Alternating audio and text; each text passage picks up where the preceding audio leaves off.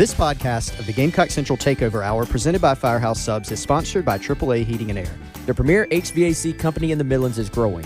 Are you a top HVAC technician? AAA Heating and Air is looking for dedicated applicants to fill their fast-growing service department with top-notch HVAC technicians. If you're the best, then they want you. If you're ready to stop working and start a career, you can earn up to $100,000 plus a year at AAA Heating and Air. Quality candidates will have at least 2 years experience and a good driving record. Benefits include top industry salaries, commission on service and unit sales, set call limits, company-provided take-home vehicle and gas card, company-provided cell phone and tablet, health, dental, and vision benefits, 401k retirement plan with company match, and scaled PTO based on length of service. Contact Roy and Dana Finley at 803-677-1500 or check out their job postings on Facebook or ZipRecruiter. AAA Air when you need us. AAA Heating and Air. It's the Gamecock Central Takeover Hour, presented by Firehouse Subs, founded by firemen with Chris Clark. The 2007 South Carolina class was, at that time, 6th in the country and 4th in the SEC, which is amazing. Wes Mitchell. You know, I think if you're South Carolina, you're aiming to at least be at 50%. Then in theory, you're adding talent, you're getting better, you're putting yourself in a position to compete. And Tyler Head. It's been a great week for South Carolina. On the recruiting front, still certainly plenty to talk about. On the home of the Gamecocks, 107.5 The Game. And welcome into the Gamecock Central Takeover Hour, presented by Firehouse Subs, here on 107.5 The Game. Tyler Head, Wes Mitchell, and Chris Clark along with you on this Friday morning. Can you believe it's the last day of June? We're halfway through the year. Yep. You can believe it? I can believe it. It absolutely flew by. We had 9 camp days. Mm-hmm. Yeah, June was a busy month for you guys. June is always busy. It's just insane. July gets a little bit better.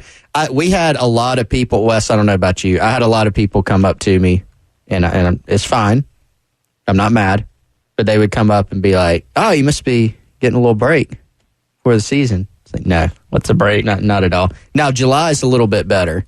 July is actually It's actually a good bit better. a little bit of a break. Yeah.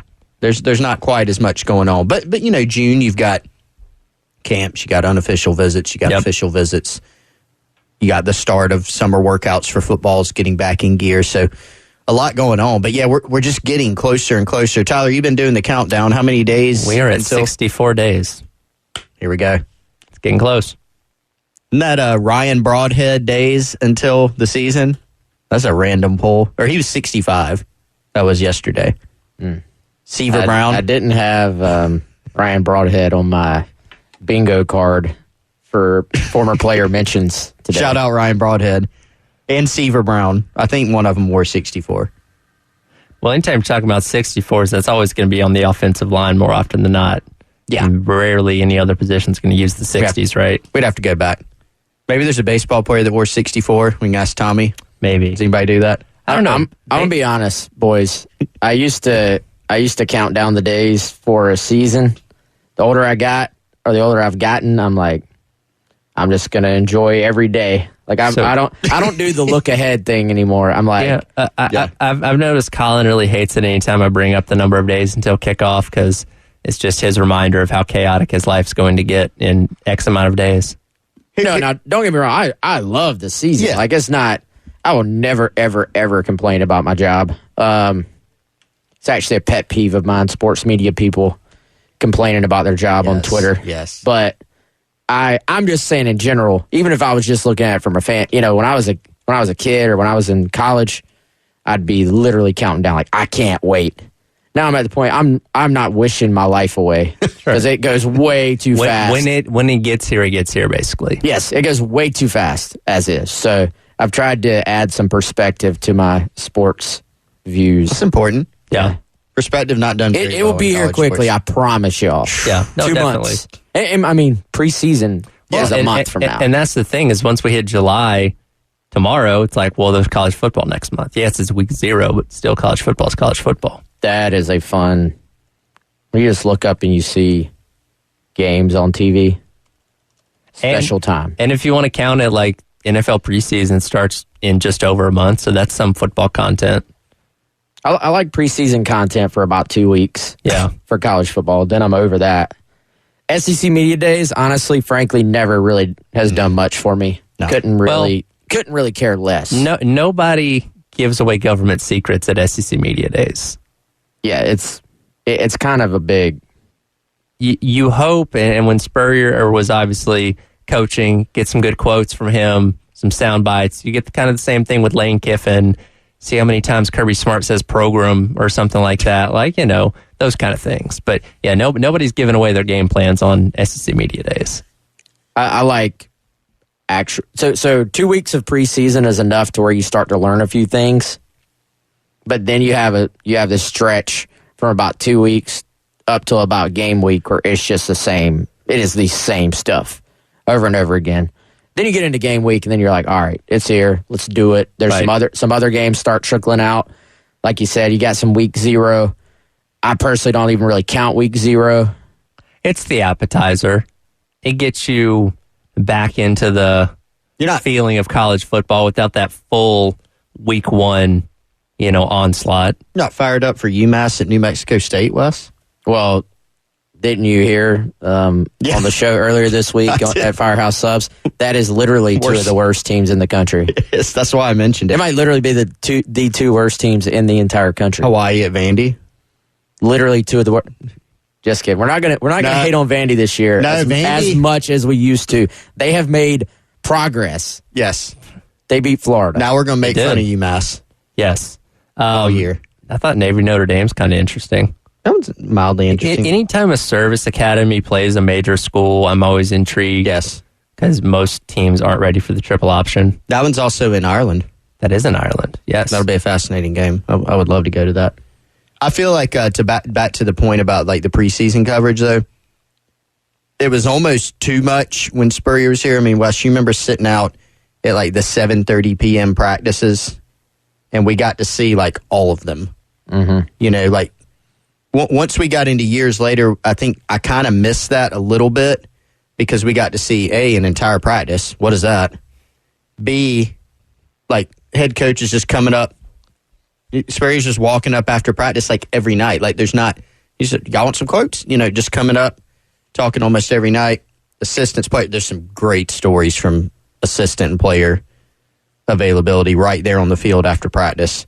But that was almost too much. Like I don't want that. Well, again, 2 weeks. Like I feel like even now 2 weeks every single day, full practice would be pushing it. But if you gave me 2 weeks of open practice, man, the amount of stuff I could observe for practice observations out there be all over. Now, after that, you're like, now we're going to talk about Ryan Broadhead. It's like, whoops. It's like, what do we talk about here?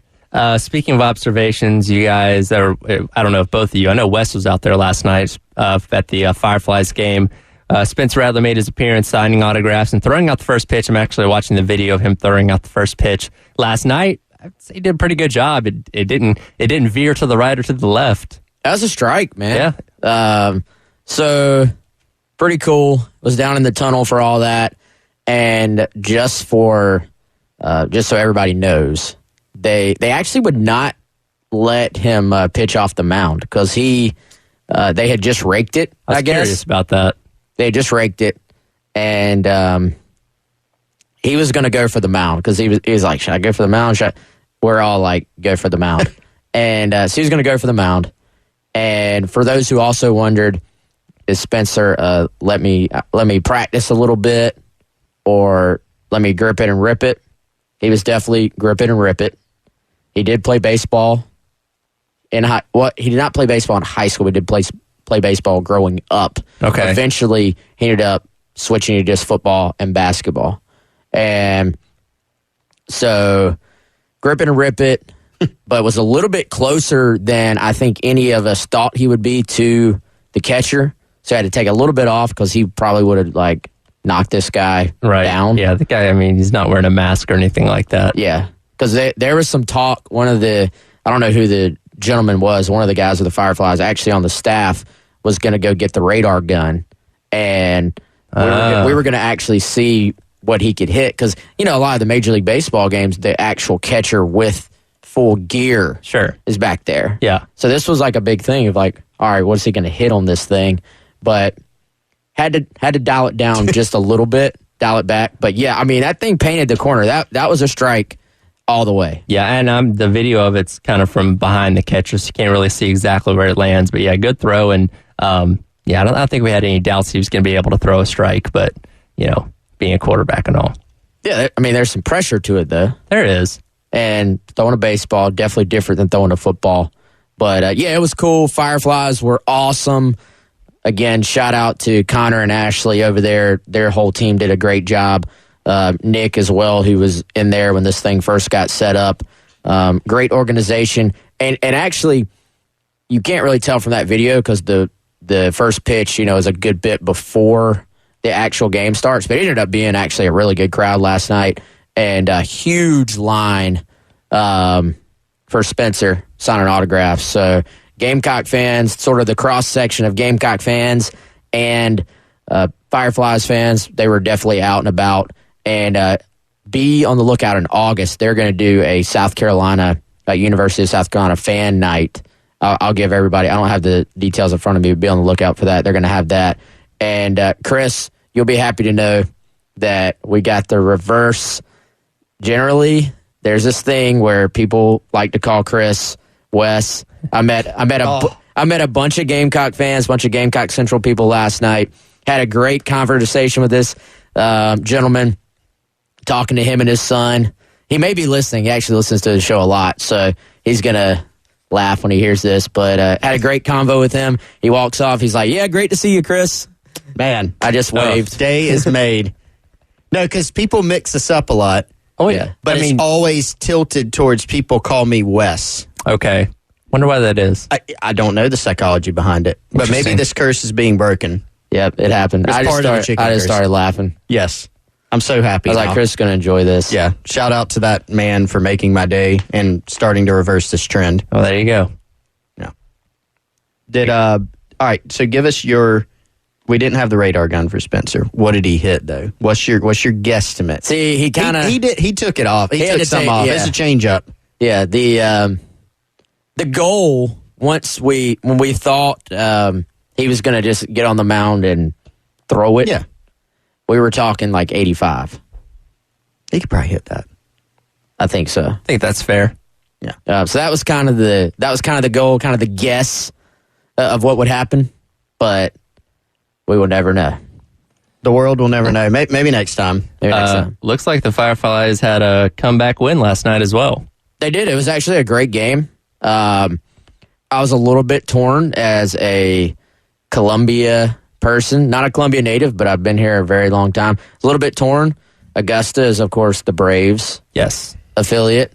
Massive Braves fan. So a little bit torn. But, yeah, Fireflies gave up a home run, I think, on the first batter of the game, and but ultimately came back, had a big double late in the game that cleared the bases. And like I said, it ended up being a pretty good crowd. Thursday for them, they have lots of drink specials. The $2 beer night, I think. I went a couple weeks ago and had a nice adult beverage for $2. Yeah, they so the crowd was they were good.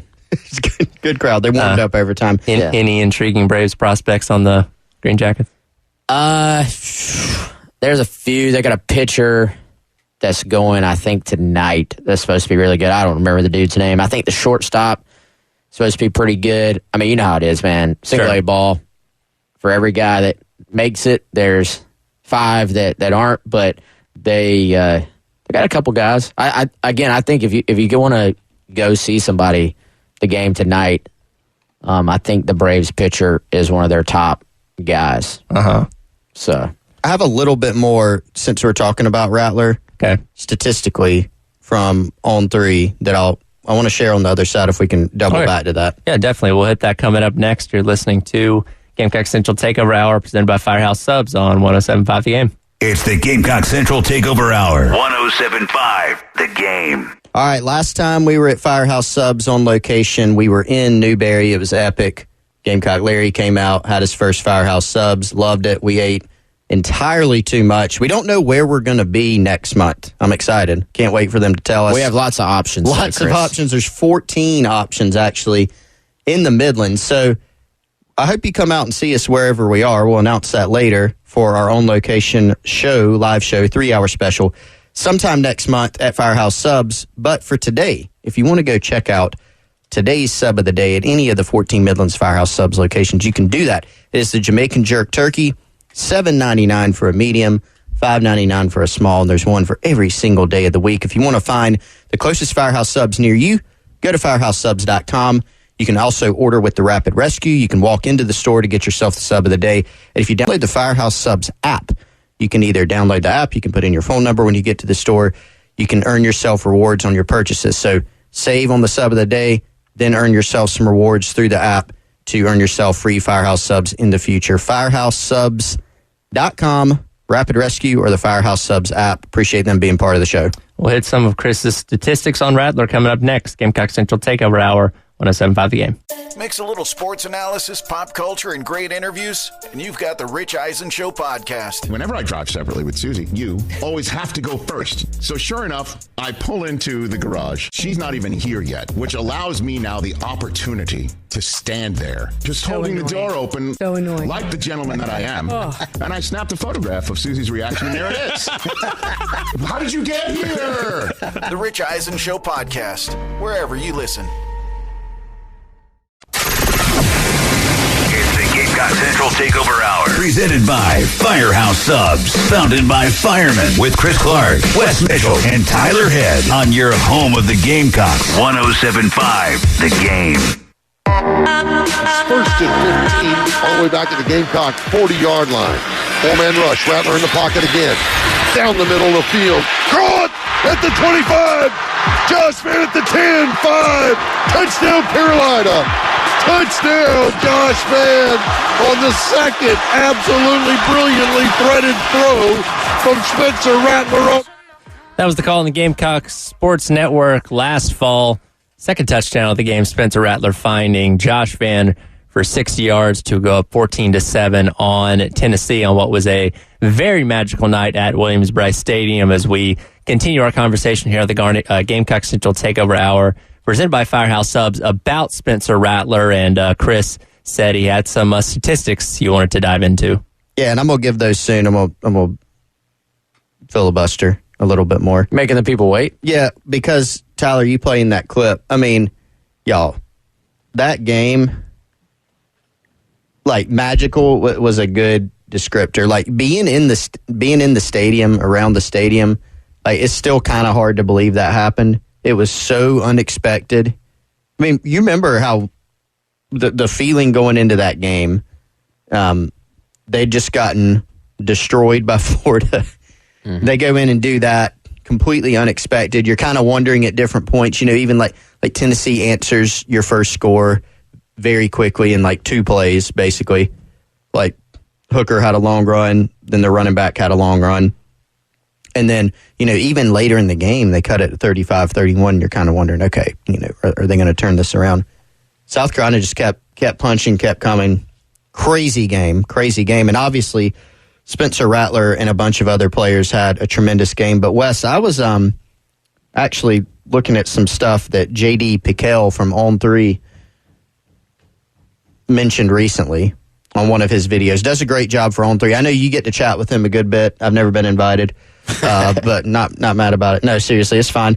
But J.D. Pickles does a really good job, and you know, national guy for On 3 who does a lot of video content. And he pointed out, and I think this is one of those things like I knew it, but you kind of forget. You know, last 3 games for Spencer Rattler, so Tennessee, Clemson, and even the bowl against Notre Dame, 13 touchdowns and 3 picks. So a great, you know, mid-November until December. But leading up to that run in November, 5 touchdowns and 9 interceptions, right? So things just completely flipped. And I think there are a lot of reasons behind that. One, that Spencer himself and a lot of the other players have consistently pointed to is that they just went out. I even talked to Jalen Nichols about this the other day. I mean, he's an offensive lineman, so it's a little bit different, right? But he even said before that Tennessee game that, yeah, they just threw it out the window, just go for it, you know. And so I think everybody is so intrigued by that version of Spencer Rattler and the Gamecock offense, just accentuating his strengths, playing fast, playing loose, letting him, improvise. A lot of his best plays, even some of the plays that were the almost plays that could have been highlights, were off improv by Spencer Rattler. And so with Dowell Loggins at the helm, we know that Spencer's really been enjoying this new offense. Very intriguing to think about how much of that can carry over. Not 63 points a game, right? Not beating a top 10 opponent every week, but just that type of system, that type of play. Yeah, I mean, you got to just find a way to turn him loose, I think, is the key, man. And I also think, to me, it goes back to, can you put together an offensive line that is going to give him an opportunity to go do what he needs to do as well? And I think there was a certain vibe as that game was going on. And, Chris, we actually talked about it before the season, and probably, I think, going into Georgia game, and I know for a fact we talked about it going into Arkansas game, and it was, there's going to be a game this year, and this again was going into last year, we're like, there's going to be a game this year where Spencer just takes over and goes off. Yep. And then the offense itself, some I'm sure Spencer would say was on him, but certainly not all of it. As the year went on and there were some offensive struggles, that thought, I think, kind of dissipated a little bit. And, look at what happened at Florida, like you said. But then it was almost kind of out of nowhere that game that we sort of had anticipated coming at some point did happen. And, in this case, the positives weren't just Spencer. You got Juice out there making plays. You got tight ends making plays. You got Josh Vann making plays. The running backs, I thought, ran hard in that game, even without Marshawn Lloyd. And so it just sort of all came together for South Carolina. But I think you could feel the difference within a couple of drives just watching the confidence that Spencer was playing with. And, I think there was a sense at that time, you're like, wow, this might be a special night, while simultaneously knowing, we've seen, if you've watched enough football, we've all seen that game where the, quote, underdog, South Carolina was a 3-touchdown underdog, and people thought that was too low. Like, I legitimately remember that happening. Yeah. And I remember literally being laughed at for picking South Carolina to lose by 3 touchdowns, and because it wasn't high enough. And so, I promise I'm getting to a point. We've seen 100, maybe 1,000 football games where the underdog at home punches first, the crowd starts to believe, and then the, quote, bigger, better football team calms down, responds, and goes out and does what they're supposed to do.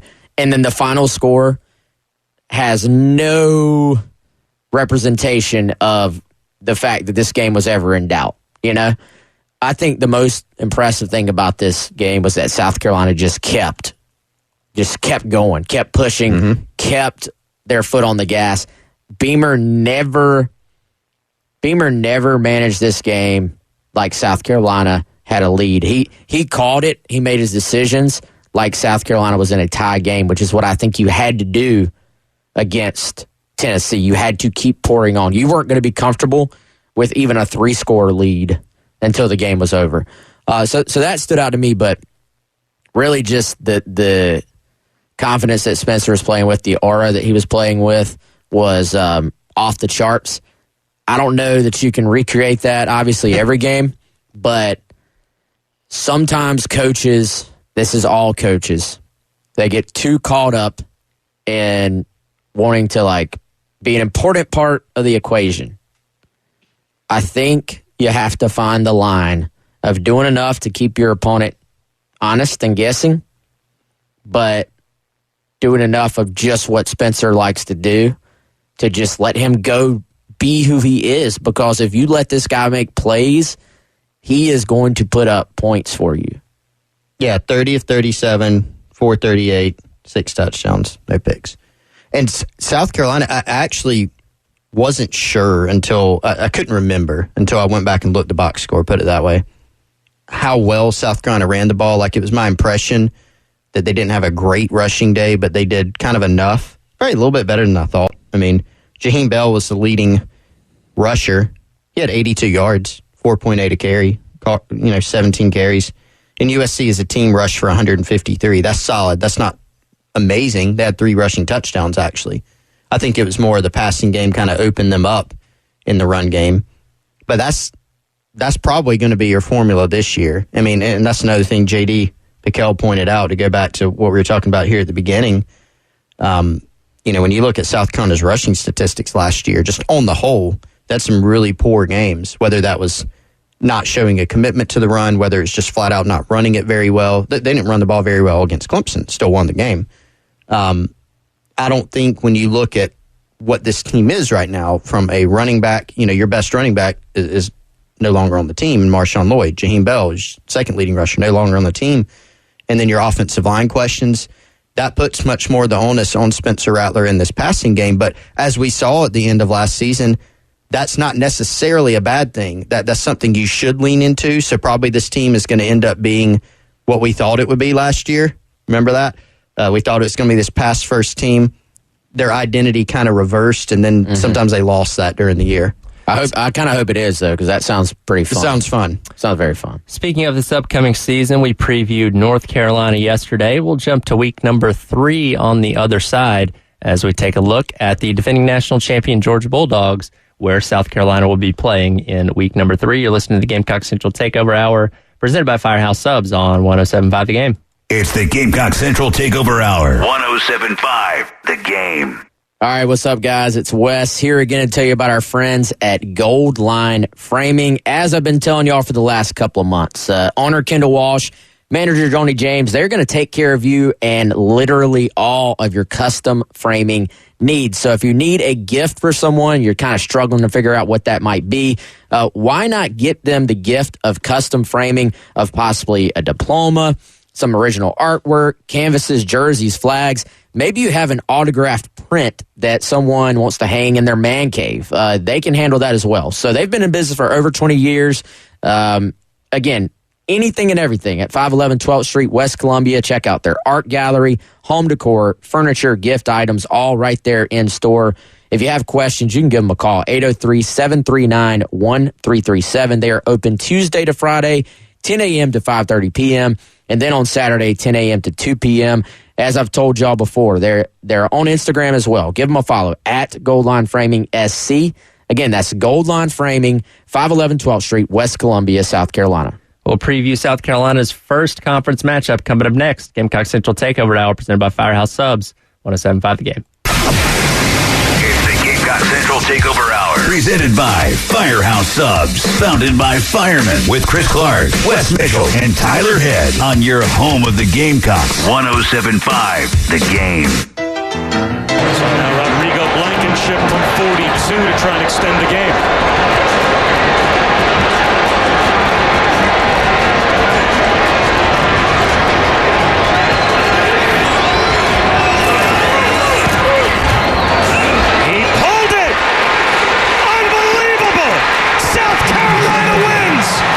And welcome back into the Gamecock Central Takeover Hour, presented by Firehouse Subs.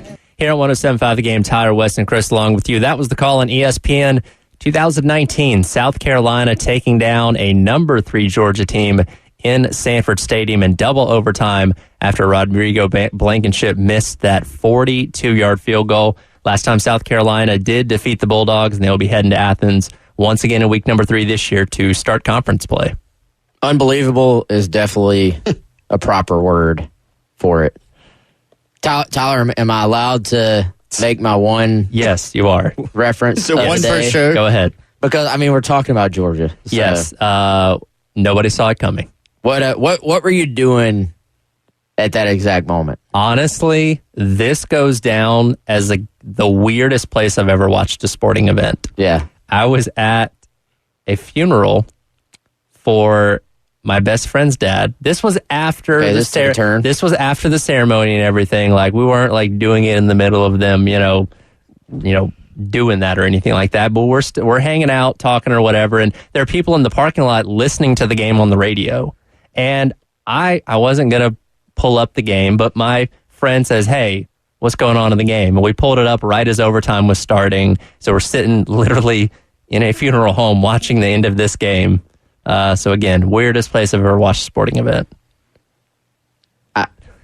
I don't. Yeah, I know. It's hard to transition from that. I know, but that's the truth. That's where I was. I think Chris is watching the game right now. I'm going back and looking at some of the plays because there's so many. Like, the amount of there's something in the universe with the amount of insane, like, Georgia, South Carolina plays. Like, whether South Carolina ended up winning, whether Georgia. You remember, like, even when Georgia won that year, the tip ball with Garcia. Oh, yeah. Like, thrown into the end zone. Wait, that's 2009? That's 2009. So that was a heck of a football game. That was a great game. That, we were talking about the other day about the Melvin Ingram game at Sanford Stadium. That was wild. But this one, there were just so many crazy things that happened. South Carolina hit Ryan Helinski to Brian Edwards on that first touchdown where they caught Georgia in a coverage. It was just one of those perfect, like... That was a beautiful play. You schemed up the right thing versus the defense. I remember talking to some people after that about that play. Like, they got what they thought they would get. They executed it well. Javon Kinlaw, holy cow. He made himself some money that day. He made a lot of money. He made... So did Izzy McQuamu. I think Izzy McQuamu. Yeah, put himself on the map. Guys, I got a stat. Chris likes to bring the stats. I got a stat. Let's do it. So, Chris, do you remember? And sorry guys, but we're going here. All right, under Muschamp, there were, and I used this in one of my pieces I used to do weekly. There were like 5 categories of things that if you did this in a particular game, you would win. Yes. And it was stuff like explosive play battle. If you win it, and it was kind of like somebody took all the football games that have ever been played. If you ultimately do these things, you will win. Now, many of these things are like things that happen because you have better football players. So It's not really a recipe. It's more just like a guide. And so it's like explosive plays, the middle 8, which is the last 4 of first half, first 4 of the second half, when you can kind of 2-for-1 people. Turnover battle. Do you know what the other ones would be, Chris? Turnover battle and drawing a blank on the rest. Is it field position? Field position is definitely one of them. Yeah. I don't remember the 5th, but obviously stopping the run. I don't know if that's one of the 5, but winning the rushing battle has always been deemed a huge deal when it comes to any football game at any level. Well, so this stat from Sports Source Analytics on Twitter. These are the top 10 FBS college football teams that have kept opponents under 150 yards in a game the last 3 years. So this is what percentage of games did you hold your opponent under 150? Obviously, number 1 is Georgia, because we're talking about Georgia. Do y'all know what percentage of games over 3 years of football seasons that Georgia has held their opponent under 150? Percentage. 150 rushing. Yes. 150 rushing allowed. Tyler, what's your guess? You're more familiar. So we're talking about total yard, just rushing yards. Just rushing. To under 150 yards. Oh. 150 rushing yards allowed. What percentage of games has Georgia done that? Over 3 seasons. 3 seasons. I would say 60, 70%. I'm going to say 73%. 98% of the time. No. Wow. Yes. 98. Who rushed for over 150 against him? I have no idea. Probably Alabama in 2020. Tyler, do you have an encyclopedic knowledge of the Georgia games like you do with WWE or WWF? I got a pretty good memory. Georgia 2020. And the only reason that happened is because it was COVID and everything was out of whack that year. Georgia was the only team to lead Alabama at half that year. And they, of course, went on to win the national championship. That game, very likely when they played them in the SEC championship in 21. So Alabama rushed for 147 on October 17th, 2020. They're close. So what was the other one you just said? When they played them in the SEC championship in 21. That may be your answer. But as we're efforting that, my point being, a lot of times, especially when we're previewing South Carolina and Georgia, we're always like, oh, South Carolina couldn't run the football against these guys last year. Can they run it this year? No. And it's like, nobody runs the football. Again, 98% of the time. That is absolute. That may be one of the craziest stats I have ever heard. There's actually, number 2 is Wisconsin. And they've done it 94% of the time. So there are 2 programs in the last 3 years that have stopped the run with 150 as your metric. Wow. 94+% of the time. And Georgia's returning a lot of guys on defense this year, particularly on the defensive line. So, that's a number that could continue. Yeah, there's only 7 teams that have done it 80% of the time or more. Wow. In that 2019 South Carolina Georgia game that we were reminiscing on, South Carolina 142 rushing. So they didn't even get there then.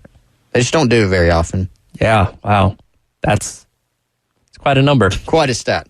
I remember when South Carolina beat Alabama in 2010, and there was some insane stat about how Alabama had not allowed, I think it was a 100-yard rusher in I don't know how long. And then Lattimore had a great day, but he rushed for it was 97 or something. It was just short. So I'm sure Georgia probably has a few of those scattered throughout, like that Bama one where it's 147. And when you think about it, and again, Georgia's only lost 1 game in the past 2 seasons alone.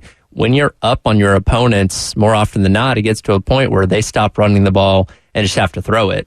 So that does factor into why that number is so high. Yeah, no, I think you're right. And but dude, Georgia's defense, especially I think the last 2 years, they just lock you down. Yeah. It's not even a real football game. It doesn't feel like, most modern football games, the ball's kind of flying around. It can feel like they have 22 guys on one side of the ball. It's a different football game. It really is. I mean, watching South Carolina face them last year at home, I mean, it wasn't even remotely close. Not just from a score standpoint. It just never felt like South Carolina was in it. The one area where you could say they might have a slight question mark on defense is that outside linebacker. You're bringing in Chaz Chambliss, 3-star guy, developed really well, has gotten a lot of playing time over the past couple of years. And then Jalen Walker, who's a 5-star. They got to play a little bit last year. I'm sure those guys are going to end up being pretty good at those spots as well. I have the answer for the last time that Georgia gave up over 150 rushing yards. Okay. We'll do it on the other side, and y'all are not going to get it right.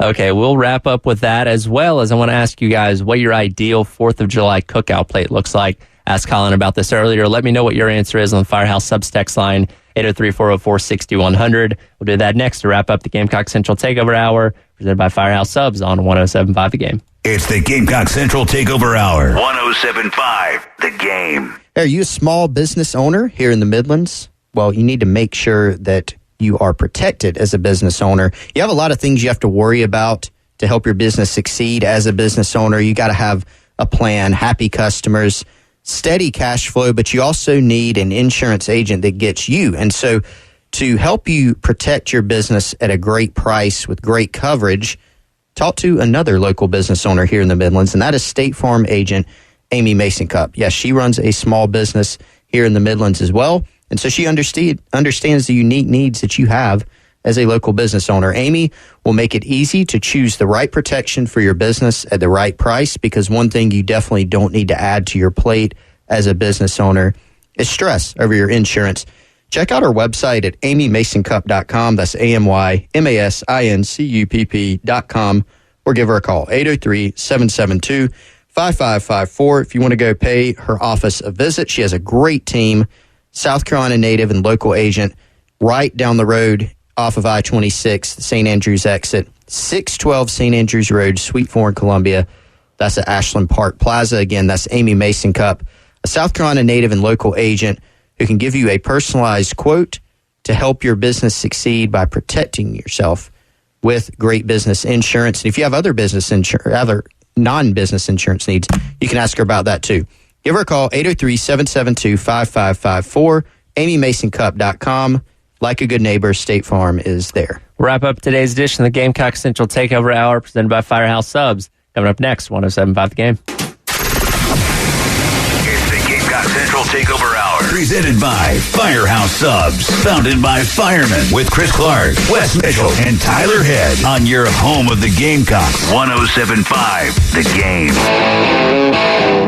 And welcome back into the Gamecock Central Takeover Hour presented by Firehouse Subs. Tyler, Wes, and Chris along with you for a few more minutes before handing things over to the halftime show with Jay and Terry as they're broadcasting live today out at Pro Swing at 105 Snapdragon Court in Chapin. Believe that place is going to be having its grand opening tomorrow, so very excited to hear from Jay and Terry out there.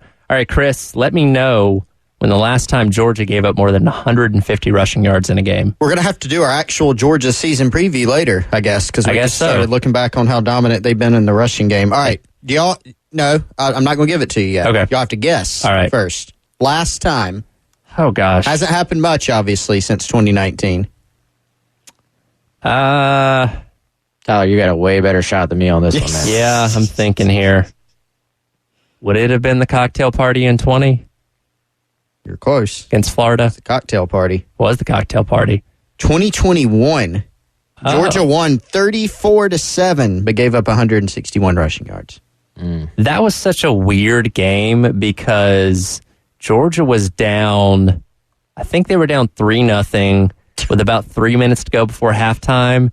And I want to say it was 21 or 24-0 at halftime. It was a weird, string of plays that led to Georgia scoring a bunch really quick. I remember that. The last time, we were talking about the 2019 season, so that the only other time in that stretch that Wes mentioned was in 2019. They gave up 163 to Kentucky. Won that game 21-0. So even if you do break that 150 mark, you still don't have a great shot of winning. Georgia scored 17 points in the last 2 minutes and 16 seconds of that first half. Ooh. To be up 24-0 at halftime. Yeah, that was crazy. I remember that one. Yeah. That was wild. Yeah. So, wow. Cocktail party in 21, huh? Yep. Wouldn't have guessed that. Yeah. Yep. Still a dominant win for Georgia. All right. To wrap up the show, I teased this before the break there. How do you guys build your ideal July 4th cookout plate? What's on it?